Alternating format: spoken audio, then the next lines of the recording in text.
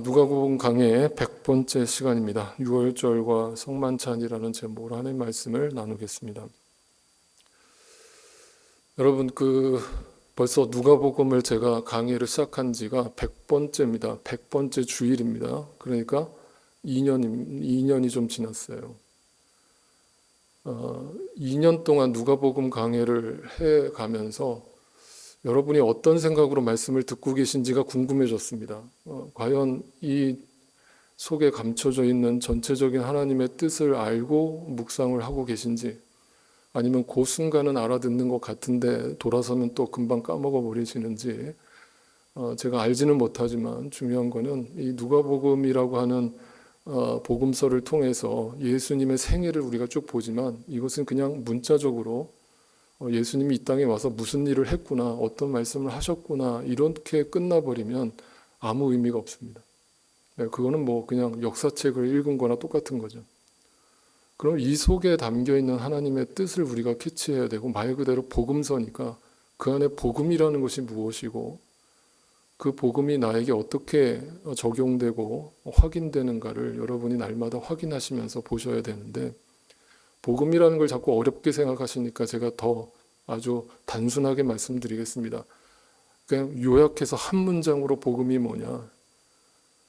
복음은 예수 그리스도죠. 그런데 그 예수 그리스도를 내가 주인으로 모셔드리기 위해서 가장 먼저 선행되어야 될 것이 있다고 그랬죠. 그게 뭡니까? 나 자신의 죄인됨을 확인해야 돼요. 여러분, 그게 복음입니다. 그러니까 복음은 절대 이 세상에서 나에게 유익된 소식이 아닙니다. 그 복음을 들었다고 해서 갑자기 내 인생이 만사형통하고 풀리지 않았던 문제가 풀리고, 여러분, 그런 복음은 없습니다. 네, 분명히 말씀드립니다. 성경 어디에도 그런 복음을 가르친 적이 없습니다.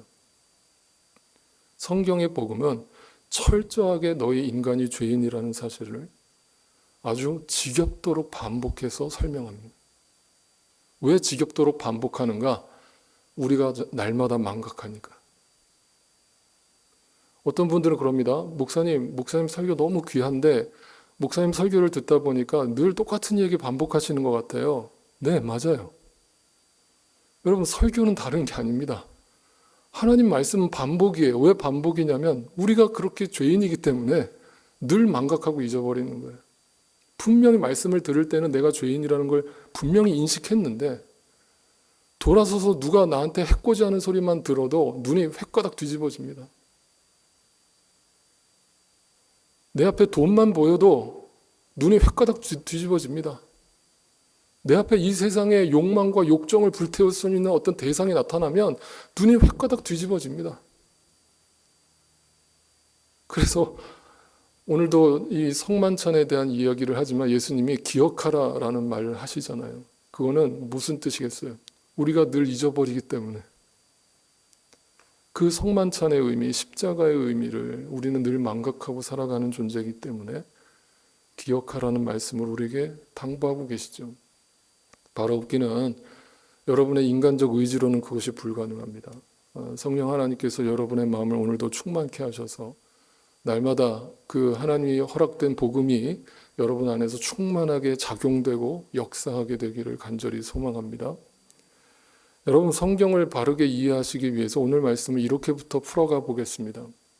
제가 이것도 정말 수도 없이 반복했던 이야기입니다. 다시 한번 정리해 보십시오. 성경은 구약과 신약으로 나눠져 있죠. 네, 구약 39권과 신약 27권, 총 66권으로 정경이 선택되어졌습니다. 그런데 오늘날 아직도 어떤 분들은 이 성경을 읽으면서 어떤 이해를 가지고 읽으시냐면, 구약의 말씀을 읽으니까 참 위로가 되고, 어떤 때는 내 문제를 막 당장 해결해 주는 것 같고, 뭔가 하나님이 복을 약속하는 것처럼 들리고, 그리고 막 시편 같은 말씀들을 읽다 보면, 막 다윗의 절규와 탄식을 듣다 보면, 맞아, 내가 그 다윗의 마음이야, 그러면서 뭔가 하나님이 나를 위로해 주시는 것 같은. 그러니까 구약의 모든 말씀들을 다 이 현세의 삶에, 나의 문제에다가 갖다 적용을 해버리는 거예요. 여러분, 그렇게 구약을 여러분이 읽으시면요, 말 그대로 유대인들의 율법주의 이스라엘의 신앙생활하고 똑같은 신앙생활을 하고 계시는 겁니다. 여러분, 구약만 만약에 우리에게 주어졌다면 우리는 절대 하나님을 구약의 말씀을 통해서 이해할 수 없습니다. 왜냐하면 증거가 뭐예요? 유대인들이 구약을 통해서 옛 언약, 율법을 하나님께로부터 받았지만 그거를 그대로 지켰어요? 못 지켰어요? 전혀 못 지켰죠.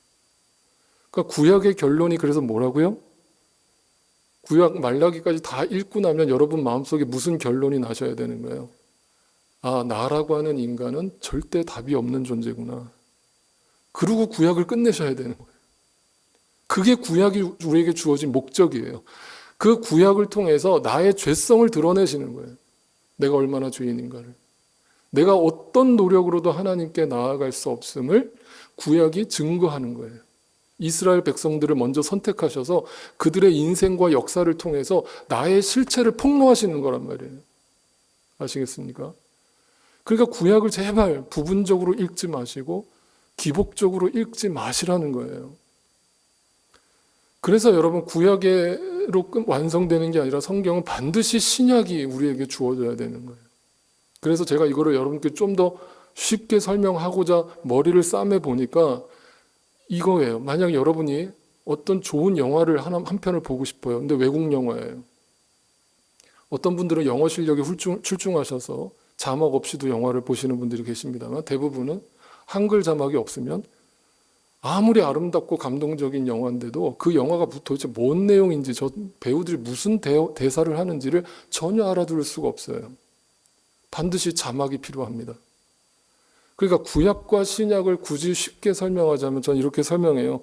네, 구약이 영화라면 신약은 자막과 같아요. 그 언어를 알지 못하는, 그 하나님의 언어를 전혀 이해하지 못하는 인간들로서 그 영화를 보는데 자막이 없으면 도저히 이해가 안 되는 거예요. 그래서 여러분이 신약 성경이 중요한 이유가 바로 거기에 있습니다. 여러분이 신약 성경을 제대로 이해를 하셔야 그 신약 성경이 구약을 다 해석해 주는 거예요. 복음으로 풀어주는 겁니다. 원래 주어졌던 그 옛 언약이 결국은 이걸 얘기하는 거였어 라면서 보여주는 게 뭐예요? 그 자막이 뭐예요? 예수 그리스도를 보여주는 거예요. 그러니까 구약의 모든 예언들이, 모든 하나님의 계시가, 모든 약속이 결국은 다 신약의 예수 그리스도로 귀결되는 것이구나. 예수 그리스도로 완성되는 것이구나. 이걸 여러분이 보셔야 성경을 제대로 보신 거예요. 아시겠습니까? 그러니까 구약의 어떤 본문을 여러분이 묵상하시고 읽으시던 항상 그 속에서 뭘 발견하셔야 돼요? 예수 그리스도의 약속 계시를 발견하셔야 되는 거예요. 알겠습니까? 여러분 구약을 읽으시면서 절대 나에게 적용하지 마세요. 내 문제에 적용하지 마세요. 전혀 그런 뜻이 아닙니다. 구약은 예수 그리스도를 가리키고 있습니다. 그리고 그 예수 그리스도를 가리켰던 그 표적이 신약 성경을 통해서, 신약 시대를 통해서 우리에게 확증되고 증명된 것입니다. 그거예요. 그게 복음의 핵심이에요. 그래서 신약 성경을 보실 때도 이렇게 이해를 하셔야 됩니다. 여러분, 우리가 보고 있는 지금 누가복음은 복음서가 신약 성경에 몇 개가 있습니까? 4개가 있어요. 근데 그 중에 누가복음은 우리가 마태, 마가, 누가복음을 흔히 무슨 복음서라고 부릅니까? 공관복음서라고 불러요. 그리고 또 하나의 복음서가 있죠. 그게 무슨 복음서예요? 요한복음서가 있습니다. 이 4복음서가 있는데 어떤 분들은 아직도 이 4복음서의 특징을 잘 모르시는데 분명히 기억하세요. 공관복음서라는 건 뭐예요? 마태, 마가, 누가는 공이라는 게 뭐야? 함께 공자에다가 볼 관자잖아요. 그러니까 함께 본다는 거예요. 관점이 똑같다는 거예요. 그러니까 마태, 마가, 누가복음은 관점이 똑같아요. 그래서 똑같은 얘기가 나오는 것처럼 보이죠. 그러니까 마태, 마가, 누구의 목적은 뭐예요? 누가복음은 말 그대로 예수님의 생애와 예수님의 말씀에 집중하고 있는 거예요. 그것을 연대기적으로 시간순으로 풀어내고 있는 거예요. 마치 구약과 같아요. 그래서 공관복음을 여러분이 묵상하실 때는 예수님이 이런 생애를 사셨구나, 이런 말씀을 하셨구나 라는 어떤 예수님의 연대기적인 사건을 읽고 끝나면 안 되는 거예요. 그래서 우리에게 허락된 복음서가 뭐예요? 요한복음서예요. 그 요한복음서가 어떤 역할을 하는 거예요? 신약 성경과 같은 역할을 하는 거예요. 자막 역할을 하는 거예요. 그 세 복음서, 공관 복음서를 풀어주는 겁니다. 예수님이 이 땅에 오셔서 이런 말씀하셨지, 그 말씀의 의도는 이거야. 이게 하나님의 뜻이고 이게 하나님의 목적이야 라고 요한복음서가 아주 상세하게 풀어주는 거예요. 그래서 여러분, 요한복음이 만약 우리에게 주어지지 않았다면 우리는 절대 하나님의 뜻을 이해하지 못했고 그냥 예수님을 어떤 성인 군자처럼 취급하고 그냥 예수님이 이 땅에 오셔서 좋은 일 많이 하다 가셨구나 이렇게 알고 끝났을 거예요. 그런데 요한복음이 주어짐으로 하나님이 사도 요한을 통해서 그 예수님의 생애와 말씀을 다 풀어주심으로 그 속에 담겨있는 그 복음의 진수, 하나님의 말씀의 그 깊이를 우리로 알게 하셨어요. 근데 이것을 보지 못하면 역시 그냥 문자적으로 읽고 끝나버리는 것이죠. 네, 그런데 문제는 뭐냐면 오늘날 대부분이 구약을 여전히 문자적으로 읽고 있으며 공간복음서를 그냥 예수님의 생애로 전기로 읽고 끝내는 사람들이 대다수라는 것이고 그것은 그 사람들이 지식이 부족해서도 아니고 못 배워서도 절대 아니고 분명한 차이는 그겁니다. 하나님께서 그에게 믿음을 허락해 주시지 않았기 때문이에요. 전적인 하나님의 은혜로서만 이것이 보이기 시작하고 그것이 들리기 시작합니다. 그리고 성경을 통해서 예수 그리스도가 분명히 보이기 시작하는 거예요. 요한복음을 이제 들여다볼 겁니다. 과연 요한복음은 어떻게 자막 역할을 하는지, 어떻게 구약의 말씀을 풀어주며 어떻게 예수님의 생애와 말씀과 하나님의 말씀을 풀어주는지를 간단하게 다시 한번 살펴보겠습니다. 여러분, 요한복음 6장에 가보면 예수님이 놀라운 기적 사건을 일으키시는데 그 기적 사건이 바로 오병이어 사건입니다. 오병이어 사건을 통해서 5천 명에 되는 사람들, 남자만 5천 명을 먹이는 말 그대로 정말 기적이 일어났습니다. 그 사건을 보자 사람들이 어떻게 반응합니까? 여러분이 만약에 그 유대인 군중이었다면 여러분에게 예수님이 그 오병이어를 돈이라고 한번 바꿔보십시오. 여러분에게 막 돈을 나눠준다고 생각해 보세요. 눈이 뒤집어집니까? 안 뒤집어집니까? 눈 뒤집어지죠. 야, 드디어 우리가 기다리던 메시아가 나타났구나. 됐다 이제. 우리는 이제 앞길이 훤히 뚫렸다.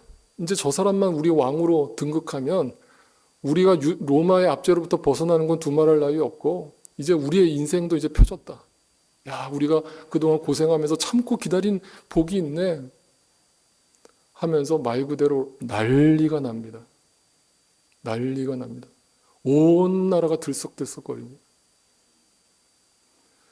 말 그대로 예수님은 순식간에 라이징 스타가 돼서 모든 사람들의 시선을 주목받는 그런 위치에 서게 됩니다.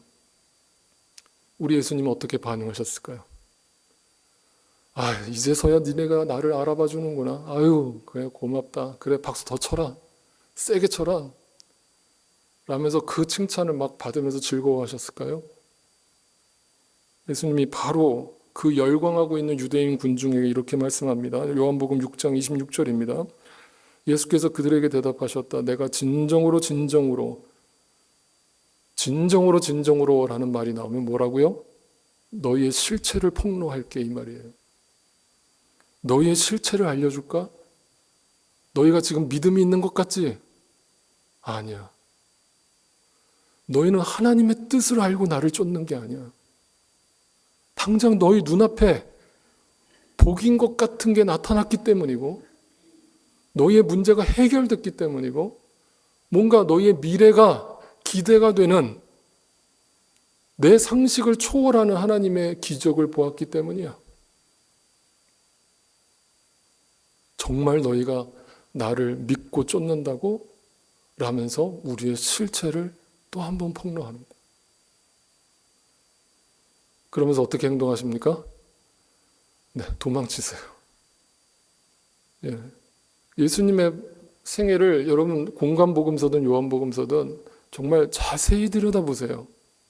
사람들이 열광할 때 예수님은 항상 도망치십니다. 그건 뭐예요? 그게 예수님이 원하시는 그림이 아니라는 거고 예수님이 이 땅에 오신 목적이 아니라는 거예요. 근데 오늘날 저와 같은 목사를 비롯해서 오늘날 교회들이 얼마나 많이 박수를 받습니까? 물론 교인들한테 박수를 받죠. 세상 사람들한테는 손가락질 받죠. 교회 안에서는 스타입니다. 온갖 세상 사람 남부럽지 않게 살면서 교회 안에서 떵떵거리고 자기의 의의를 자랑합니다. 어떤 성도님이 저희 교회 주일 예배를 나오시다가 어떤 사정이 있어서 다른 교회를 가셨대요. 그날만 주일 예배를 드리러 가셨대요. 큰 교회였대요. 가서 중간쯤에 앉아서 예배를 드리는데 옆에 막 서로 얘기하는 성도님들끼리 얘기하는 소리가 막 들린대요. 아, 권사님, 아, 집사님, 막 그러면서 막 예배 전에 막 잡담을 하시는 거예요. 근데 그 내용을 듣고 있는데 충격을 받았다는 거예요. 아, 권사님, 나 이번에 이거 명품백 샀잖아. 이거 봐봐, 이거 봐. 이거 얼마나 이뻐? 죽이지? 와, 멋지다. 그거 어디서 샀어? 세상에 그 옷은 또 어디서 산 거야? 예배 전에. 그 얘기를 듣고 있는데 막 눈물이 나더래. 이 뭐지? 그러면서 그 권사님, 집사님들 예배가 시작되자 막 눈물, 콧물 흘리면서 막 찬양을 부르더래요.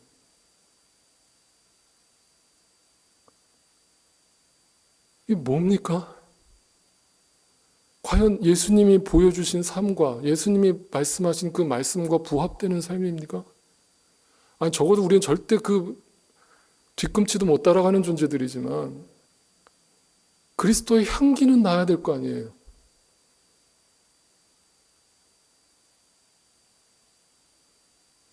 네, 그게 우리의 실체입니다. 예수님이 분명히 말씀하시는 거예요. 너희가 진짜 나를 알고 믿는다고 생각해? 나를 믿고 따른다고 생각해? 아니야. 이 얘기를 하시는 거예요. 그러더니 그들이 구약이라는 그 시선에 갇혀있는 율법주의라고 하는 시선에 갇혀있는 그 유대인들이 그 예수님의 이런 말씀들을 전혀 알아들을 리가 없죠. 그러니까 예수님한테 또 소경 같은 질문을 합니다. 6장 28절에 그들이 예수께 물었다. 우리가 무엇을 해야 하나님의 일을 하는 것입니까? 사역이 뭡니까? 봉사가 뭡니까? 어떻게 하는 것이 하나님이 기뻐하시는 일입니까? 11조 열심히 하면 됩니까? 주일 안 빠지고 열심히 주일 성수하면 됩니까? 어려운 이웃들 많이 도와주면 됩니까? 무엇이 하나님의 일입니까? 라고 안 보이니까 눈에 보이는 이 세상의 관점에서 질문을 했어요. 그랬더니 예수님이 뭐라고 또 풀어주십니까? 29절 예수께서 그들에게 대답하셨다. 하나님께서 보내신 일을 믿는 것이 하나님의 일이다.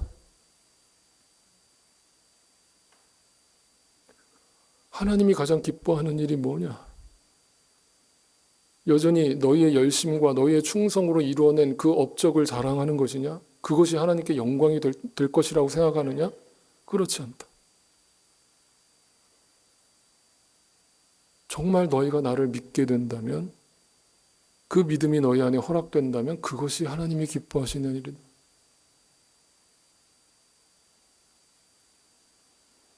자, 이렇게 하니까 그들이 또 알아들었을까요? 도대체 뭔 소리를 하시는 거야? 아니, 세상에 우리가 지금 열심히 교회에서 봉사하고 충성하고 헌금 열심히 하고 그렇게 신앙생활 하고 있는데 우리가 하나님 믿지 뭘 안 믿는다고 저런 소리를 하죠.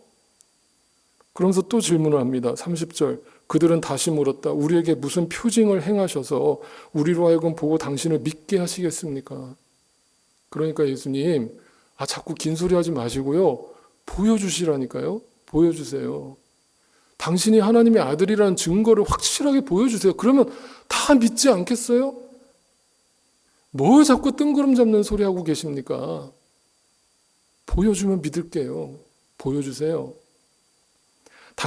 당신이 이 땅에 오셔서 하시는 일이 무엇입니까? 라고 또 이야기를 합니다. 그러면서 이어서 31절에 그는 하늘에서 빵을 내려서 그들에게 먹게 하셨다 한 성경 말씀, 어디에 있는 말씀이에요? 구약에 있는 말씀이에요.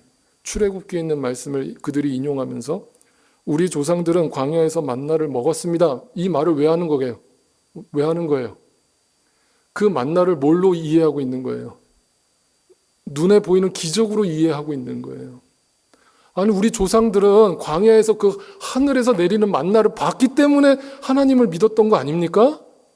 그럼 우리도 그 만나와 같은 눈에 보이는 확실한 표적을 보여주세요.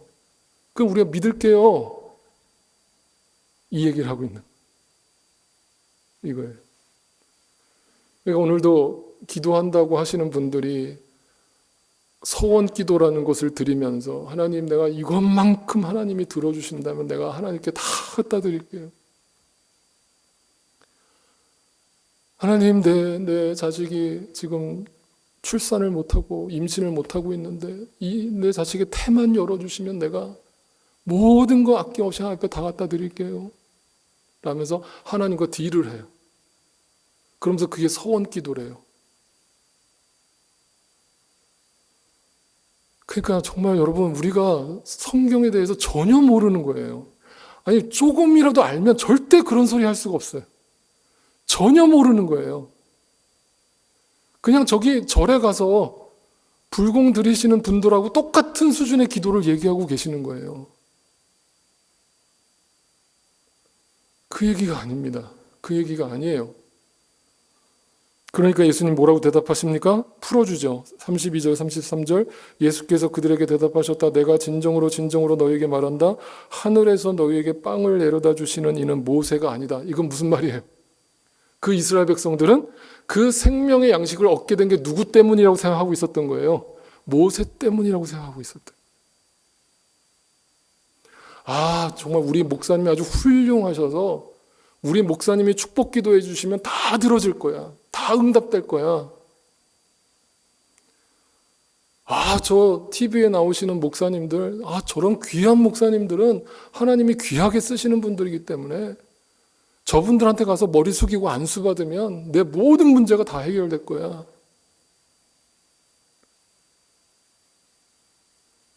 그러고 생각하고 있는 거야. 하나님을, 이 우주보다 크신 하나님을 고작 이 지구라고 하는 우주에서 보면 먼지보다 작은 이 작은 행성에 사는 나라고 하는 인생을 풀어내시는 알라딘 요술램프의 지니 같은 존재로 이해하고 있는 거예요. 그러면서 열심히 새벽 제단 안 빠지고 새벽 기도 드리고 철야하고 계속 말씀하십니다. 하늘에서 참빵을 너희에게 주시는 분은 내 아버지시다. 모세가 아니야. 인간이 아니야. 하나님이 허락해야지만 그 진짜 양식이 너희에게 허락되는 거야. 라면서 하나님의 빵은 하늘에서 내려와 세상에 생명을 주는 거야. 다시 말하면 이 세상에는 두 가지 빵이 있다는 거예요. 가짜 빵. 우리를 죽음으로 이끌어가는 육의 양식이 있고 이 세상의 양식이 있고 그 세상의 양식을 쫓다가는 사망으로 끝이 난다는 것이고 진짜 참 양식, 생명의 양식을 먹는 자는 이 인생이 아무리 허무하고 아무리 의미 없어 보여도 결국에 생명으로 귀결될 것이다. 그 약속을 예수님이 주고 계시는 거예요. 그러면서 명확하게 설명합니다. 구약과 예수님이 이 땅에 오셔서 오병이어의 기적을 일으키셨던 그 모든 표적들을 어떻게 풀어주시느냐. 그 구약시대 때 이스라엘 백성들한테 내렸던 만나도 내가 너희에게 방금 보여줬던 오병이어의 기적도 결국은 생명의 빵이 무엇인가를 가리키려고 그걸 보여주려고 너희의 표적으로 사인으로 보여준 것에 불과해. 모형에 불과해. 본질은 이거야. 내가 생명의 빵이야. 내게로 오는 사람은 결코 줄이지 않을 것이고 나를 믿는 사람은 다시는 목마르지 않을 것이야. 그러나 내가 이미 말한 대로 너희는 나를 보고도 믿어요? 믿지 않아요? 믿지 않아요. 근데 겉으로는 누구보다 열심히 믿는 행위를 해요. 그런데 마음으로 믿지 않아요. 믿지 않으니까 자꾸 이 세상에서 뭔가를 원해요. 네. 끊임없이 원해요.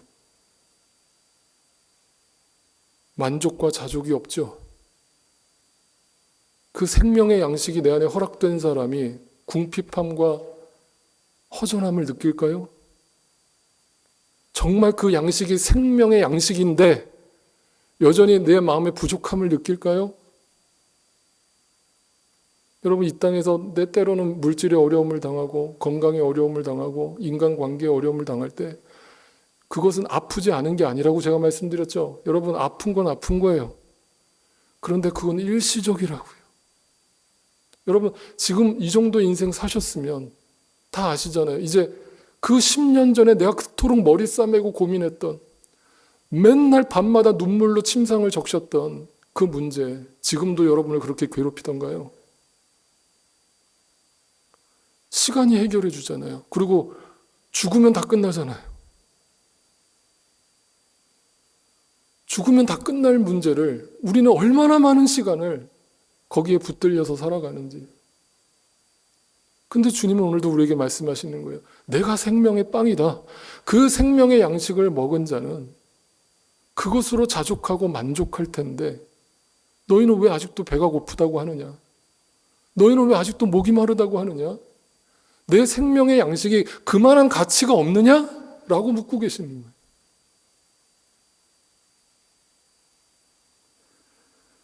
51절입니다. 나는 하늘에서 내려온 살아있는 빵이다. 이 빵을 먹는 사람은 누구나 영원히 살 것이다. 내가 줄 빵은 나의 살이다. 그것은 세상에 생명을 주는 것이다. 이게 목적이고 이것이 진리고 이것이 전부다라고 설명을 하셨어요. 그랬는데 이 유대인들은 어떻게 반응할까요? 여러분이 지금 예수님의 이 설교를 들었어요. 예수님이 여러분 앞에서 이 설교를 하셨습니다. 바로 내가 생명의 빵이고 나를 먹으면 너희가 영원히 살 것이다. 내 살을 먹어라. 그랬더니 구약시대에 머물러 있는 그냥 공관복음에 갇혀있는 소경된 자들이 어떻게 반응합니까? 52절입니다.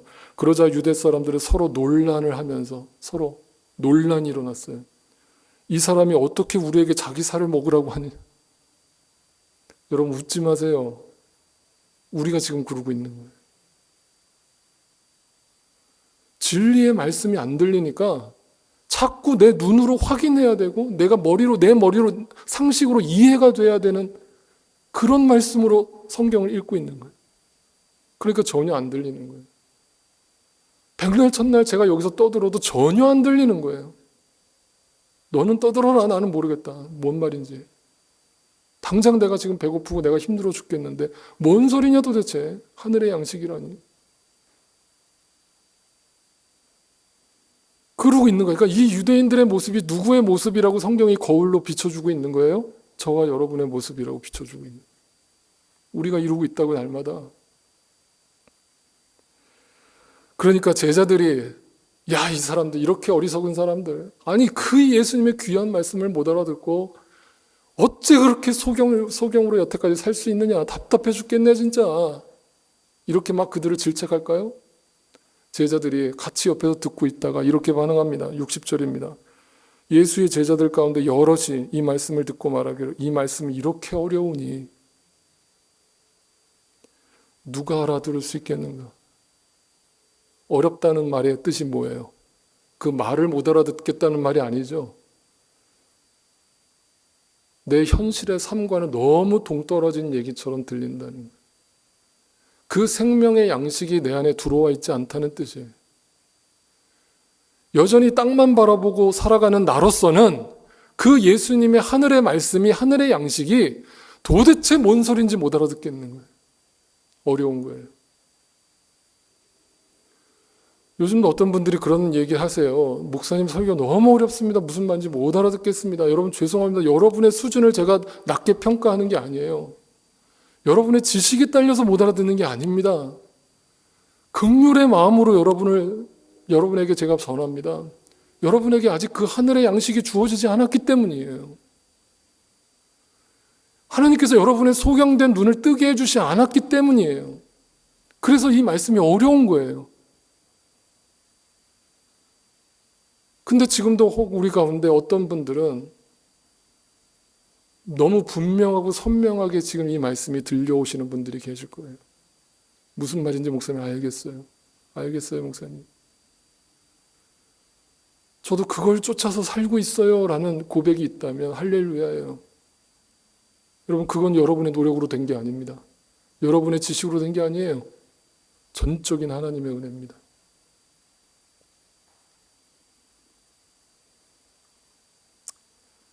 그러면서 예수님이 이어가서 이렇게 계속 말씀하십니다. 요한복음을 계속 끝까지 살펴보죠. 63절, 64절입니다. 생명을 주는 것은 영이다. 육은 아무 데도 소용없다. 내가 너에게 한 이 말은 영이요 생명이다. 그러나 너희 가운데는 믿지 않는 사람들이 있다. 너희 가운데 불신자들을 말하는 게 아닙니다. 그들은 유대인들이었어요. 하나님을 누구보다 열심히 믿는 사람들이었습니다. 오늘날로 얘기하면 교회 안에 있는 사람들이었어요. 그들에게 너희 안에 믿음이 허락되지 않은 자들이 있다. 그들은 처음부터 예수께서는 믿지 않는 사람이 누구이며 자기를 넘겨줄 사람이 누구인지를 알고 계셨다. 무슨 말이에요? 우리의 노력으로 그 믿음을 얻을 수 있는 것이라면 예수님이 모르셔야죠. 우리의 선택으로 되는 것이라면 예수님도 몰라야 되는 거예요. 그런데 예수님이 알고 있다는 건 뭐예요? 아, 저 사람에게는 믿음이 허락됐구나. 아, 저 사람에게는 아직 하나님 믿음을 주시지 않았구나라는 걸 예수님은 알고 계시는 거예요. 뭐예요? 하나님의 작정과 계획에 의해서 선택된 자들이 있다는 거예요. 그리고 아직 선택받지 못한 유기된 자들이 있다는 거예요. 인간적 시선으로 보면 하나님 불공평한 거 아닙니까? 아니, 누구는 선택하고 누구는 유기하는 게 과연 그게 공의로우신 하나님의 방법입니까? 라고 따져 물을 때 하나님은 또 우리에게 이렇게 반문하시는 거예요. 야, 내가 창조주야. 내가 만들었어, 너희를. 만든 사람의 목적에 의해서 누구는 천하게 쓸 그릇으로, 누구는 귀하게 쓸 그릇으로 내가 만들었다는데 니들이 뭔데 나한테 공의를 따지고 그래? 라고 반문하시는 거예요. 그게 하나님의 주권이에요. 누구도 그 하나님의 방식과 하나님의 계획에 대해서 이의를 제기할 수 없다는 거예요. 누군가가 하나님의 은혜로 그 믿음이 허락되어서 이 성경의 진리가 보이기 시작했다면 그거는 내 자랑거리로 삼으라는 뜻이 아니라 아, 저 사람은 구원 못 받았는데 아, 하나님 나를 구원해 주셨어요. 하나님 놀랍습니다. 이런 고백을 하라는 게 아니라 그저 하나님의 은혜입니다. 내가 저 사람보다 나은 게 하나도 없는데 우리가 저 교회 바깥에 있는 불신자들보다 하나도 나은 게 없는데 어떻게 보면 저 사람들이 나보다 더 깨끗하고 나보다 더 윤리적이고 도덕적으로 잘 사는데 왜 나를 하나님이 부르셔서 하나님의 자녀로 삼으셨느냐? 하나님 전적인 은혜입니다. 그리고 겸손히 자신을 낮추는 것이 신자된 자의 기본 자세인 거예요. 그래서 신자는 절대로 교만할 수 없습니다. 여러분, 불신자들 앞에서 겸손하세요. 믿는 척하지 마세요. 믿는 거 자랑하지 마세요. 겸손하세요. 그저 전적인 하나님의 은혜로 아무것도 없더니 나 같은 사람도 하나님이 구원해 주셨는데 자매에게도 형제에게도 그 하나님의 은혜가 그렇게 허락되기를 바란다 라는 마음으로, 기도하는 마음으로 대화하세요. 겸손하세요. 그래서 예수님이 계속 이렇게 풀어주십니다. 65절 분명히 말씀하시죠. 예수께서 또 말씀하셨다. 그러므로 내가 너에게 이르기를 아버지께서 허락하여 주신 사람이 아니고서는 아무도 나에게로 올 수 없다. 너희가 믿는다고 되는 게 아니고 노력한다고 되는 게 아니고 하나님이 믿음을 허락해 주시지 않으면 불가능하다. 이 얘기를 예수님이 쭉 설교하신 거예요. 오병이어의 기적 사건을 일으키고 나서 이걸 전혀 이해하지 못하는 유대인들에게 이걸 풀어주신 거예요. 그걸 요한복음이 기록해 놓음으로 인해서 진짜 하나님의 뜻이 무엇인지를 우리한테 보여주고 계시는 거예요. 이게 하나님의 뜻이라고, 이게 복음이라고. 그러니까 저희 더 이상 율법적인 신앙생활에서 벗어나라고 그 얘기를 하고 있는 겁니다. 그런데 이 말씀을 듣고 그 1차적으로 이 복음을 들었던 유대인들은 회개했을까요? 야, 예수님 드디어 이제서야 눈이 떠졌습니다. 할렐루야. 내가 그동안 율법주의적으로 신앙생활하고 있었네요. 66절입니다. 이 때문에, 예수님의 이 말씀 때문에, 아까 오병이어의 사건이 일어났을 때와 대비되죠. 오병이어의 사건이 일어났을 때는 사람들이 구름대처럼 몰려들어서 환호를 했는데 예수님이 복음의 진수를 설명하자 이것 때문에 많은 사람이 떠나갑니다. 야, 내가 교회 잘못 찾아왔네. 아, 무슨 교회가 맨날 장례식 분위기야. 아, 교회가 뭔가 재미가 있어야지. 무슨 맨날 뜬구름 잡는 얘기만 하시고 눈에 보이는 건 하나도 안 보여주시고 인간의 행위는 칭찬도 안 해주시고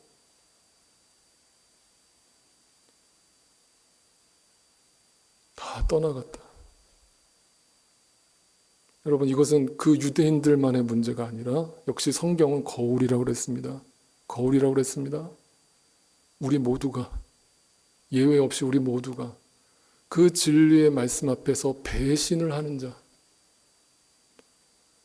그 하나님의 은혜가 아니면 우리는 등을 돌리는 자, 말씀에 저항하는 자, 우리가 사탄의 자식인 거예요. 하나님 말씀을 저항하는 자. 예수님께서 담담하게 물으십니다. 67절, 예수께서 12제자에게 물으셨다. 너희도 가려느냐? 가라. 애쓰지 마라. 믿어지지 않는데 믿는 척하지 마라. 너희 가고 싶은 대로 가. 괜찮아. 하나님의 시간이 허락되어 있다면 너희가 탕자로 사는 것이 오히려 복이야. 가라. 여기서 괜히 믿는 척하지 마. 차라리 세상 속으로 들어가서 저 돼지우리 속의 주염 열매까지 내려가 봐. 거기서 하나님을 제대로 만나야 돼. 가라. 베드로가 이렇게 대답합니다. 주님, 우리가 누구에게로 갑니까? 왜 우리를 보내려고 하십니까? 선생님께서 영생의 말씀이 있습니다. 우리는 선생님이 하나님의 거룩한 분이심을 믿고 또 알았습니다.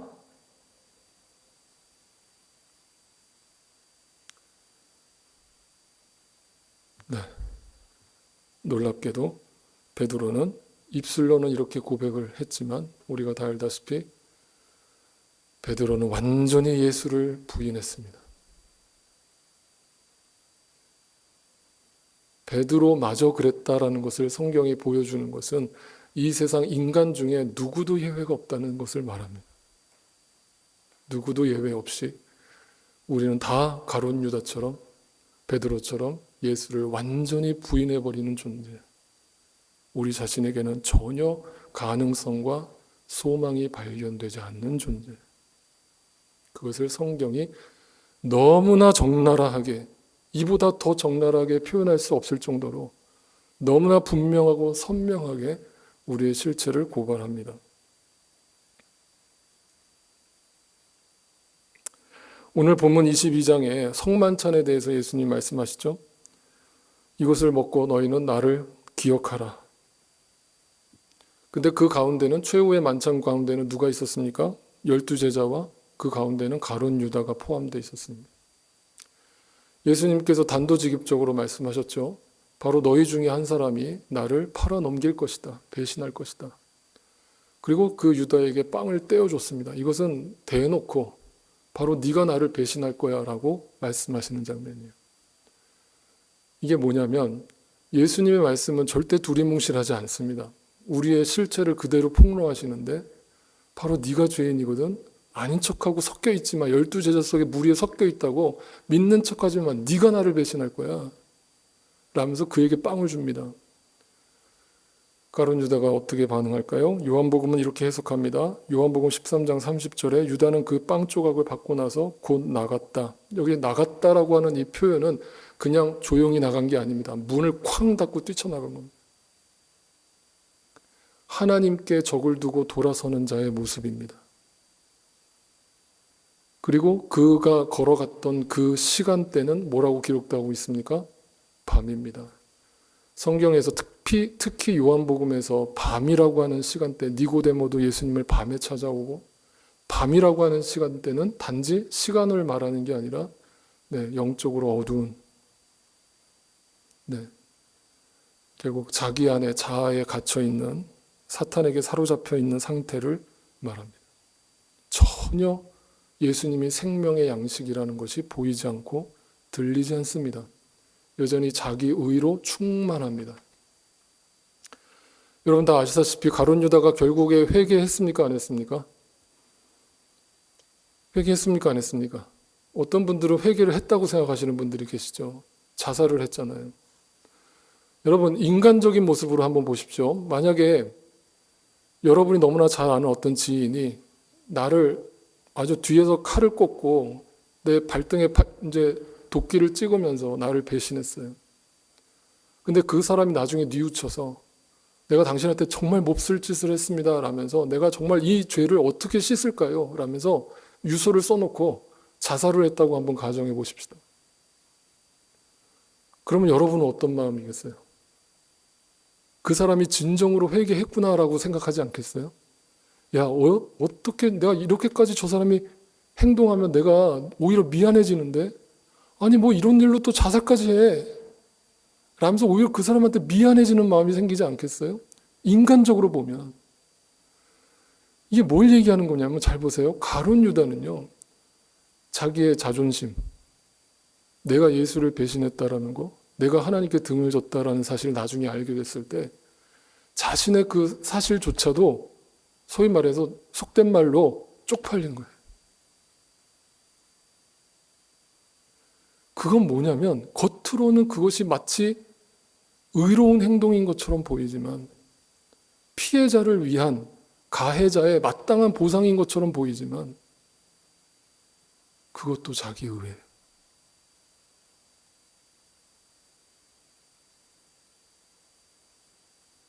근데 똑같이 배신한 베드로는 어떻게 행동합니까? 베드로는 목숨을 끊을 만한 용기도 없어요. 그럴 결단과 그럴 의지도 없는 사람이에요. 그래서 한 게 뭐예요? 도망친 게 전부예요. 그리고 원래 예수님 만나기 전에 자기가 어부로 살던 그 고향으로 돌아가서 다시 고기나 잡고 있었어요. 얼마나 초라하고 치졸합니까? 얼마나 연약합니까? 인간적으로 보면 이런 인간 답도 없죠. 이런 인간 절대 가까이 하면 안 될 인간이죠. 미안하다는 소리도 안 해요. 예수님이 자기 앞에 나타났는데 예수님 죄송합니다. 제가 절대 안 그러려고 그랬는데 제가 또 그랬어요 라면서 회개도 안 해요. 미안하다는 말도 안 해요.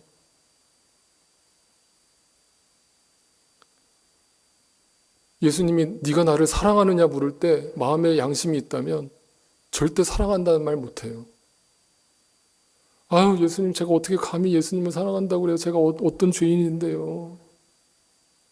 근데 베드로는 주님 제가 주님 사랑하는 거 아시잖아요. 그래요. 인간이 진짜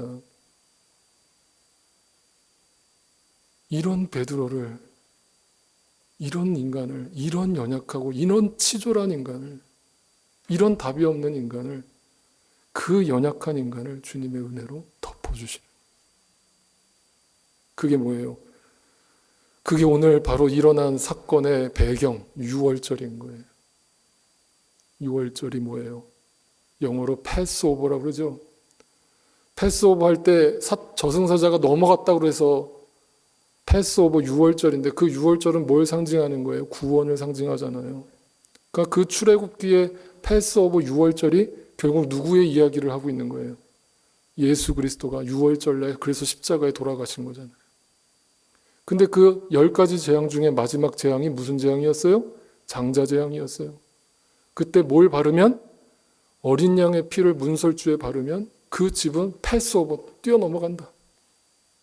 그러면 그 가정에 있는 사람들이 뭔가 하나님께 열심히 헌신하고 열심히 헌금하고 열심히 봉사하고 충성했기 때문에 하나님이 그 가족을 살려주신 거예요? 뭘 보고? 어린 양의 피를 보고. 그러면 그 어린 양의 피가 발라진 예수님을 믿은 그 크리스찬 가정에 어떤 가정은 어린 양의 피를 분명히 문설주에 발라놓고 그 가정 안에서 밤새 불안해가지고 야 혹시라도 또 우리 장자 죽으면 어떡하냐, 내 하나밖에 없는 외동아들 하나님 데려가시면 어떡하냐 하면서 불안에 벌벌 떠면서 밤을 꼴딱 샜어요. 잠을 못 잤는 거예요. 불안해서. 내 장자 옆에서 눈을 부릅뜨고 지키는 거예요. 문설주에 어린 양의 피를 발랐는데도. 근데 어떤 가정은 문설주에 어린 양을 발라놓고는 대자로 뻗어서 자는 거예요. 아, 우리는 이제 구원받았다. 전적인 하나님의 은혜로 우리 가정은 구원받았다. 그러면 두 가정 중에 하나님이 누구를 구원하실까요? 대자로 뻗어서 잔 가정만 구원하실까요? 둘 다 구원하십니다. 뭘 보고? 어린 양의 피를 보고.